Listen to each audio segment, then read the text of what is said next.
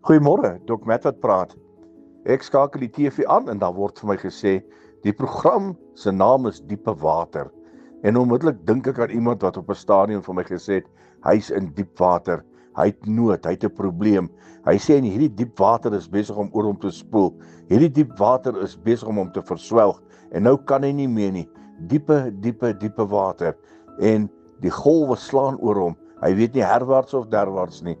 My liewe vriend, dis nou presies waar die vyand jou wil hê. Hy soek jou in diepe water. Hy soek jou vasgevang in diepe water.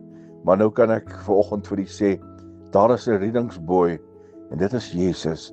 Jesus is daar om jou uit hierdie diepe waters uit te trek. Hy gooi dit vir jou. Hy gooi dit vir jou met 'n lang tou en al wat jy moet doen is, jy moet op hierdie boei klim en Jesus sal jou sleep uit hierdie diepe water, sleep na vaste terreine toe.